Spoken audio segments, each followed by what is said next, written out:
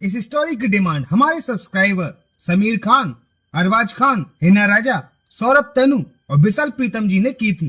तो चलिए इस स्टोरी पर चलते हैं। ये कहानी है एक ऐसे परिवार की जो बदकिस्मती से एक जिन घोल का शिकार बन गया। वैसे तो घोल कम ही दिखाई देते हैं जो हमेशा कब्रिस्तान, शमशान घाट के आसपास ही रहते हैं, क्योंकि इन्हें इंसानी मांस खाना काफी पसंद है। ये घोल कब्रिस्तान को अपनी मस्जिद, कब्र को अपना घर और इंसानी शरीर को अपना खाना मानते हैं। इनकी दुनिया के मर्दों को घोल और औरतों को घोला कहते हैं और माना जाता है कि घोला की शक्ति दूसरे जिन्नों से काफी ज्यादा होती है। तो देखिए क्या हुआ नमाज मियाँ के परिवार का जब उनका सामना हुआ एक घोला से। एपिसोड की शुरुआत होती है और हम नमाज मियाँ को अपने बेटे रियाज और बहू सना के साथ रात को कब्रिस्तान जाते हुए देखते हैं। पर सना और रियाज की बातों से लग रहा था कि वो नवाज यानी कि अपने अब्बू को ज्यादा प्यार नहीं करते। वो हरदम उन्हें किसी न किसी बात पर ताने मारते रहते थे, पर किसी तरह वो अपनी जिंदगी काट रहे थे। दरअसल नवाज अपनी मरहूम बेगम की कब्र पर उनकी याद में कब्र पर आए थे। हर दिन वो अकेले ही आते थे, पर किसी काम में उलझने की वजह से वो आज अपने बेटे और बहू के साथ आए थे। खैर, जब नवाज कब्रिस्तान के अंदर जाकर अपनी बीवी की कब्र पर जब उन्हें याद करते हैं तो वो काफी दुखी होते हैं, उनकी याद में रोते हैं। पर उन्हें पता नहीं था कि रात को कब्रिस्तान आना उनकी सबसे बड़ी गलती थी, क्योंकि उनका सामना एक अनचाही शक्ति घोल से होने वाला था। वहीं उन्हें ऐसा एहसास होता है कि उनके आसपास कोई है, पर उन्हें कोई दिखाई नहीं देता। पर उनके पास एक घोला बैठी थी जो दिखने में काफी डरावनी लग रही थी, पर वो उन्हें दिखाई नहीं देती। और तभी अचानक से उनका हाथ उस गुलाब के फूल पर फिसल जाता है, जिससे उनके हाथ से खून बहने लगता है और खून की खुशबू हर तरफ फैल जाती है, जिससे वहाँ मौजूद सभी घोल नवाज की तरफ आगे बढ़ने लगते हैं नवाज को खाने के लिए। पर वो घोला जिसका नाम बानो था वो बाकी घोलों से नवाज को बचाती है, क्योंकि बानो खुद ही नवाज को खाना चाहती थी। ये शैतान 20 दिन में सिर्फ एक बार खाना खाते हैं। ये इंसानों के अलावा जानवरों का मांस भी खा जाते हैं, पर इनकी नजरें हमेशा इंसानी शरीर पर जमी रहती हैं। अगर एक बार किसी इंसान के शरीर की खून की खुशबू इन तक पहुंच गई तो वो इंसान इनके शिकंजे से बच नहीं सकता। 10 दिन बाद 14वीं की रात थी और तब तक बानो को नवाज को इन घोलों से बचा कर रखना था। जिस तरह जानवर अपने खाने के आसपास किसी को भटकने नहीं देता, उसी तरह ये घोल भी अपने शिकार के आसपास किसी और घोल को भी भटकने नहीं देते। वहीं रियाज अपने अब्बू पर काफी गुस्सा होता है कि आपने 5 मिनट का कहा था और पूरे 1 घंटा हो गया आपको, अगली बार से हमें मत लाना अपने साथ। और सभी वहाँ से निकल जाते हैं, पर वो नहीं जानते थे कि वो अपने साथ उस अनचाही शक्ति घोला को भी अपने साथ अपने घर ले आए हैं। वहीं बानो जो कि एक घोला थी, उसे किसी भी तरह नवाज के करीब आना था, ताकि वो 10 दिन तक 24 घंटे नवाज पर नजर रखकर दूसरे घोलों से बचा सके और 14वीं की रात को नवाज को अपने शिकार बना सके। और इसीलिए वो एक लड़की के रूप में आकर नवाज के साथ अपना रिश्ता कायम कर लिया। और अब पूरी तरह से नवाज उसके बस में आ चुका था और वो बानो को अपने घर ले आता है, जहाँ रियाज और सना ये देखकर हैरान हो जाते हैं कि अब्बू किसे अपने साथ लेकर घर आ गए। और वो ये बात पूछते भी हैं, जब नवाज कहता है कि ये अब हमारे साथ ही रहेंगी और आप इन्हें भी वही इज्जत दोगे जो एक मेहमान को दी जाती है। आप दोनों इनसे अदब से पेश आएंगे। और दोनों ऊपर अपने कमरे में चले जाते हैं। यह एक बात तो साफ हो जाती है कि घोल सिर्फ उसी का शिकार करते हैं जिसका वो खून पी लेते हैं। इसलिए शायद सना और रियाज बचे रहे, पर अभी कहना मुश्किल है कि आगे इन दोनों के साथ क्या होगा। वही दोनों ये समझ रहे थे कि ये औरत अब्बू को फंसाकर हमारी दौलत हड़पना चाहती है, पर वो ये नहीं जानते थे कि उसकी दौलत तो नवाज का शिकार करना है। वहीं नवाज पूरी तरह से उस घोला के चंगुल में फंस चुका था। और तभी बाकी घोल भी नवाज को खाने के लिए उसके घर तक पहुंच जाते हैं। वहीं रियाज और सना भी अपने अब्बू और बानो को देख रहे थे। और तभी बानो उन घोलों के पास पहुंच जाती है और उन्हें मारकर वहां से भगा देती है। वहीं दोनों जब अंदर जाने की सोचते हैं कि तभी उन्हें पीछे चुटकी की आवाज आती है और तभी उनके आगे बानो खड़ी हो जाती है और दोनों वहाँ से चले जाते हैं। वहीं अगली सुबह बानो नवाज को फिरनी बनाकर देती है जो उन्हें काफी पसंद आती है, पर वो बार बार अपनी पत्नी को याद कर रहे थे जो बानो को बिल्कुल ही पसंद नहीं आता।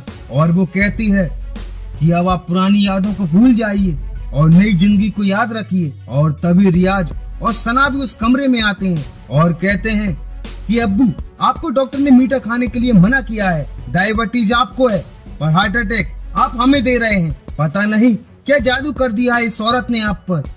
और ये सुनते ही नवाज रियाज पर काफी भड़क जाता है, उसकी गलेबान पकड़ लेता है और बानो से माफी मांगने के लिए बोलता है।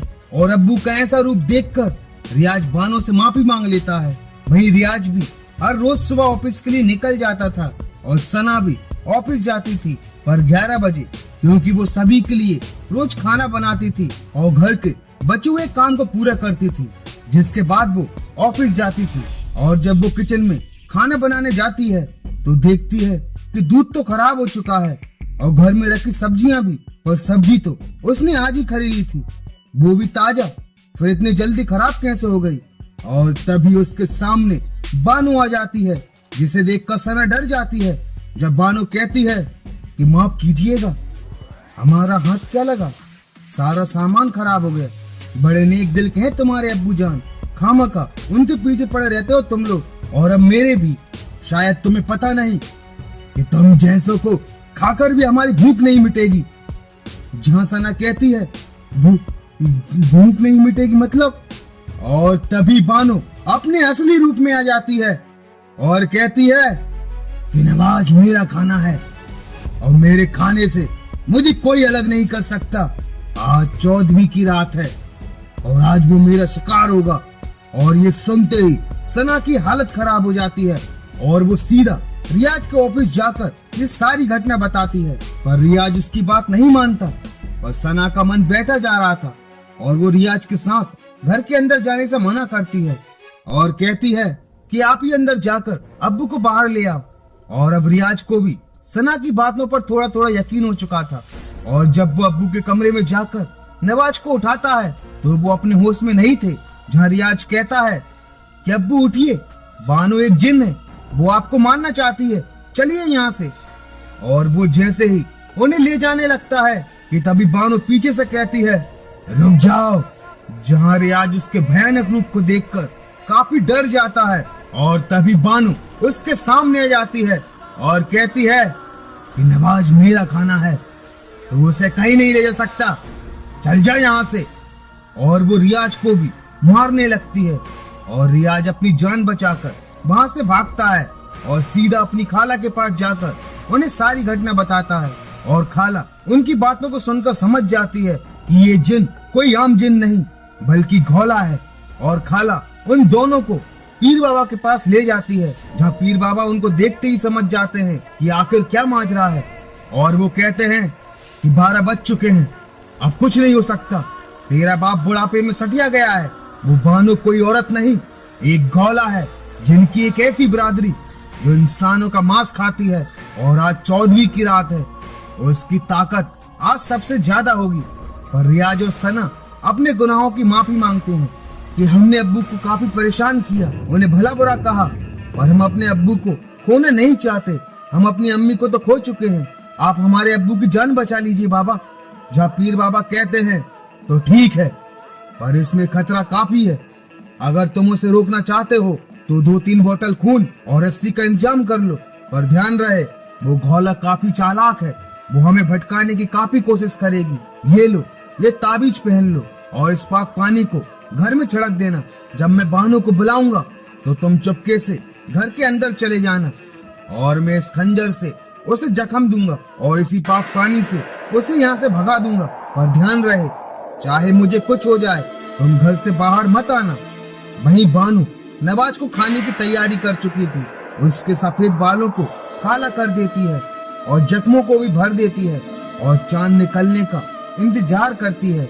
और थोड़ी देर बाद जब वो नवाज को मारने वाली होती है कि तभी पीर बाबा कमरे में खून की बोतल फेंक देते हैं, जिससे बानो उस खून की तरफ आकर्षित हो जाती है और उसे चाटने लगती है। और पीर बाबा कहते हैं कि और चाहिए, मैं जानता हूँ तू भूखी है, आ बाहर आके ले ले तेरा खाना, आ। मुझे मार के खा ले। और जैसे ही बानो घर के बाहर आती है, ये तभी सभी घर के अंदर चले जाते हैं और उस पाक पानी को नवाज के चारों तरफ छिड़क देते हैं। पर नवाज अभी भी अपने होश में नहीं था।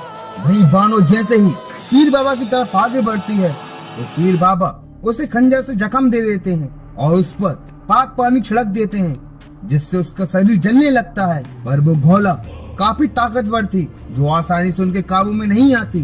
पर पीर बाबा भी हार नहीं मानते और लगातार उस घोला को काबू करने की कोशिश करते हैं और आखिर में वो उनके काबू में आ ही जाती है। लगातार आबे जमजम पानी से घोला का शरीर जल रहा था जब पीर बाबा उस घोला से नवाज को छोड़ने के लिए कहते हैं और कहते हैं कि दोबारा यहाँ लौटकर मत आना, चली जाए यहाँ से।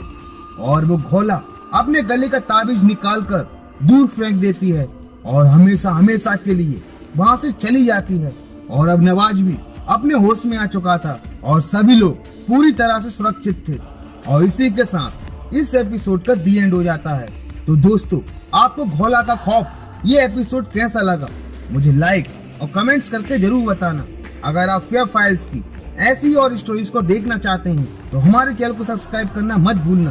तो मिलते हैं फेयर फाइल्स की एक और दहशत भरी खौफनाक स्टोरी के साथ। And thank you so much for watching this video.